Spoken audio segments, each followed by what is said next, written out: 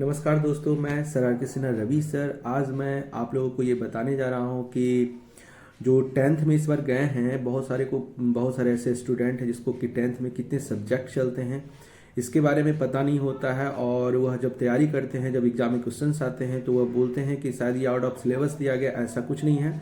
आपको सारे सब्जेक्ट की पढ़ाई जो आपके कोचिंग या स्कूलों में हो रही है तो वो आपको जानकारी होनी चाहिए कितनी बुक्स चलते हैं। तो इसके लिए मैं जानकारी देने जा रहा हूँ कि आपके जो सब्जेक्ट है, टोटल आपका सब्जेक्ट कितना चलता है, वो सारे सब्जेक्ट के बारे में। क्योंकि सब्जेक्ट नहीं पता रहेगा तो आप कैसे पढ़ाई करोगे, और पढ़ाई करोगे भी तो कहीं ना कहीं अगर जो सब्जेक्ट आपको नहीं पढ़ाया जा रहा उसके बारे में आप टीचर से बोल सकते हो। अगर ये तैयारी अगर पूर्णता करना 100% की तैयारी करनी है तो ये सारे सब्जेक्ट को आपको क्लियर करना है जो मैं अभी बताने जा रहा हूँ। आप लोग इसको ध्यान से देखिएगा। और कहीं भी आप लोग अगर तैयारी करते हैं, कहीं कोई दिक्कत नहीं है। अगर तैयारी करते हैं तो आपके साथ अगर कहीं ना कहीं कोई सब्जेक्ट को नहीं पढ़ाया जा रहा है तो आप इसको बोल सकते हैं कि ये सब्जेक्ट में आपको इसमें नहीं बताया जा रहा है। तो चलते हैं, आपको एक एक करके सब्जेक्ट को बताते हैं। इसके माध्यम से मैं इसको लिख के रखा हूँ, है ना। और मैं अपने क्लास में भी सारे सब्जेक्ट इसी तरह करके बताता हूँ। इसीलिए बोल रहा हूँ कि अगर कहीं भी आप तैयारी करते हैं तो पूर्णतः सारा सब्जेक्ट आपको ये पता होनी चाहिए। तो चलते हैं। तो देखिए, यहाँ पर पहले मैं आपको बता देना चाहता हूँ कि गणित, देखिए गणित में आप एनसीईआरटी से मोस्टली क्वेश्चन होता है, लेकिन आप ये दोनों सब्जेक्ट को कवर कर लेते हैं, एनसीईआरटी का मैथ्स और भारतीय भवन का, तो आपका 100% तैयारी हो जाती है। साथ ही साथ में आपको ऑब्जेक्टिव को अलग से बहुत सारे ऑब्जेक्टिव को मैथ्स का सॉल्व कर लेनी है। आते हैं विज्ञान की बात करते हैं। इसमें 3 बुक चलता है। ये फिजिक्स हो गया, एक केमिस्ट्री हो गया, एक बायोलॉजी हो गया, भौतिक विज्ञान, रसायन शास्त्र और जीव विज्ञान। यहाँ आपका 3 किताब हो गया। तो टोटल देखिए यहाँ पर 2 हो गया और ये 5 किताब इधर हो गया।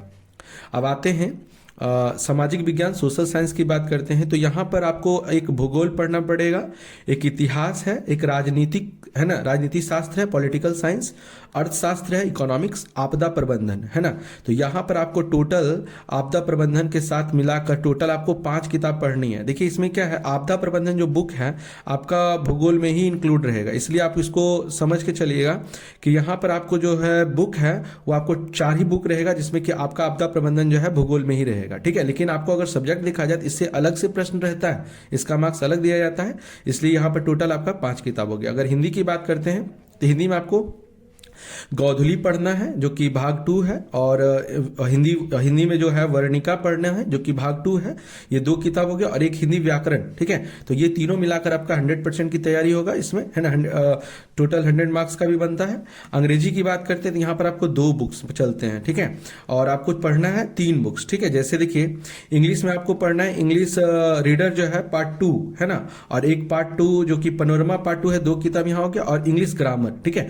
ये तीनों मिलाकर आपका 3 किताब इंग्लिश में हो गया, ठीक है। और अगर संस्कृत की बात करते हैं तो पीयूषम भाग 2 और संस्कृत व्याकरण जो कि आपका भाग 2 है ना। तो यहाँ पर आपको संस्कृत व्याकरण मिलाकर आपका टोटल जो बुक है, टोटल 2 किताब, टोटल अगर काउंट किया जाए तो 2 3 5 5 और 5 10 और 3 13 और 13 3 16 2 18, टोटल अगर आपका देखा जाए तो 18 किताब होता है।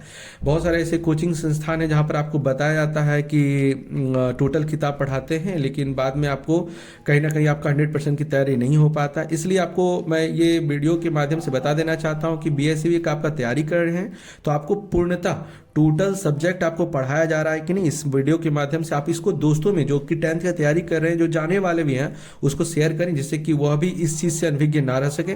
Thanks for watching.